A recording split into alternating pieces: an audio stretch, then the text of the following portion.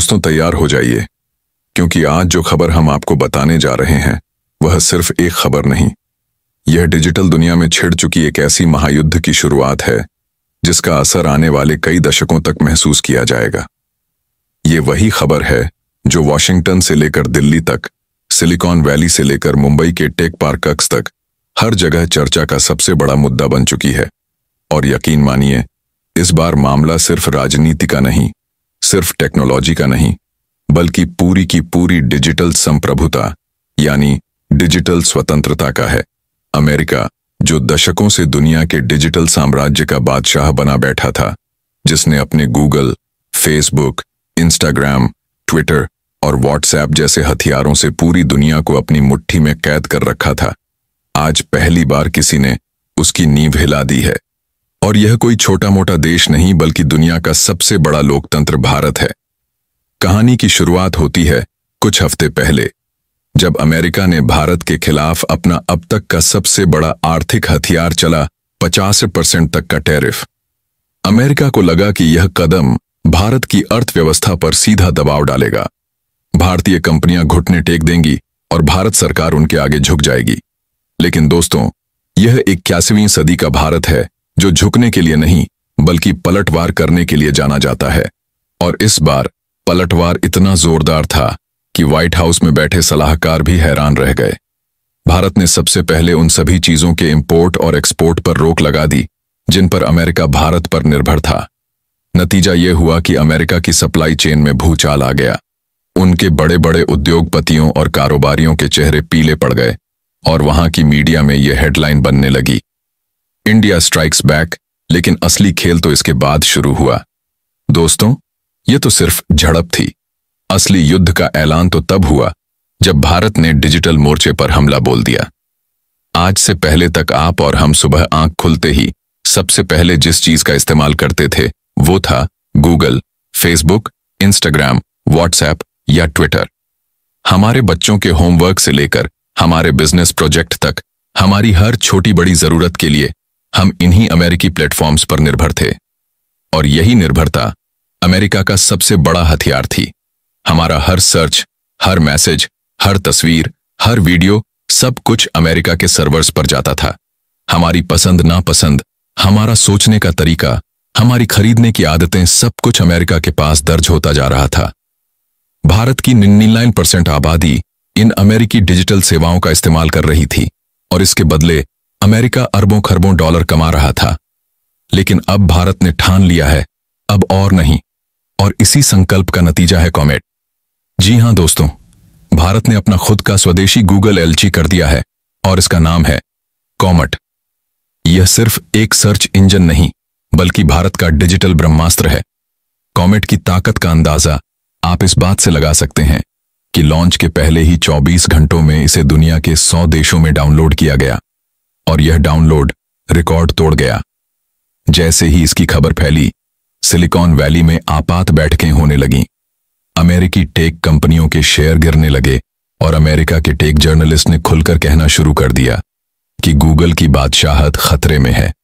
Comet में वो सारी खूबियां हैं जो किसी भी आधुनिक सर्च इंजन में होनी चाहिए, बल्कि उससे भी ज्यादा सबसे पहली और सबसे बड़ी बात, आपका डाटा अब भारत में रहेगा। ना चोरी, ना जासूसी, ना सेंसरशिप। जो कुछ आप कॉमेट पर सर्च करेंगे उसका रिकॉर्ड सिर्फ भारत के सर्वर पर होगा और उस तक पहुंच सिर्फ अधिकृत भारतीय अधिकारियों को ही होगी।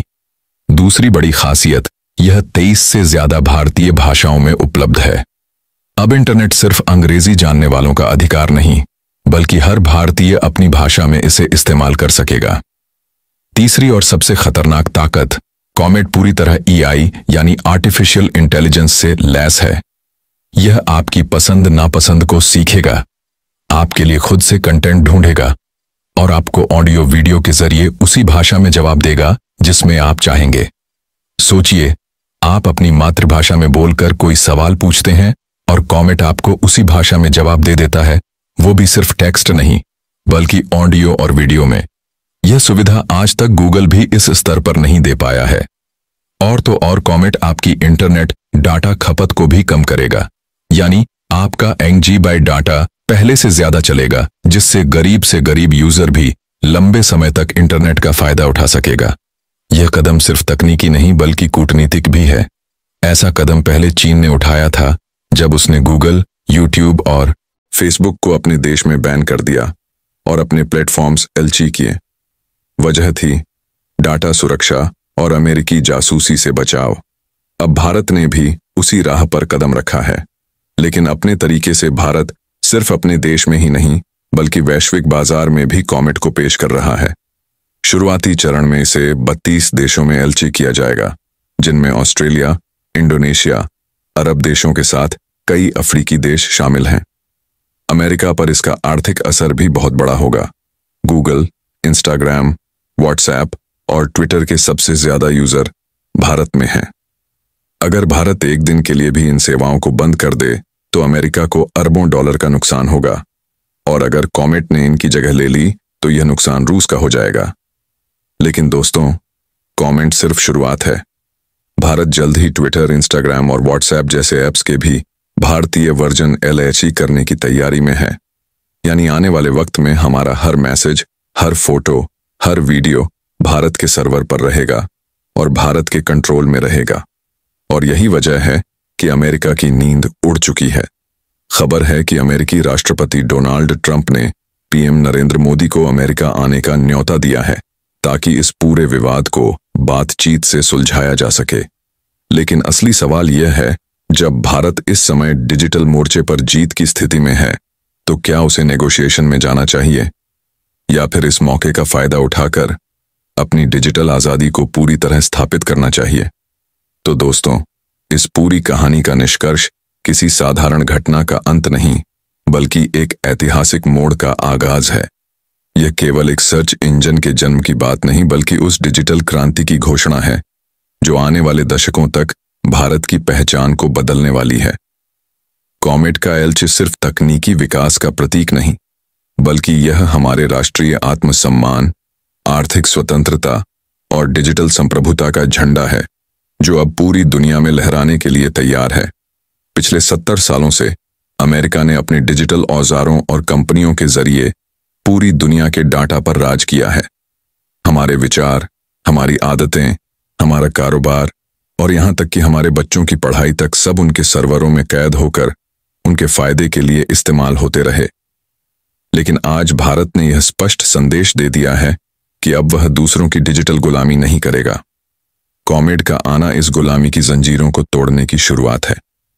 यह सिर्फ एक टेक्नोलॉजी का एलची नहीं बल्कि मानसिक, आर्थिक और राजनीतिक मोर्चे पर आत्मनिर्भर बनने का सबसे बड़ा कदम है।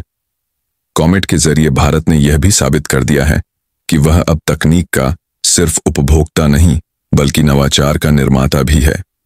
यह वही भारत है जिसने कभी आईटी और सॉफ्टवेयर सेवाओं से दुनिया को चौंकाया था और अब एआई और डाटा सुरक्षा के क्षेत्र में भी दुनिया को पीछे छोड़ने की तैयारी में है।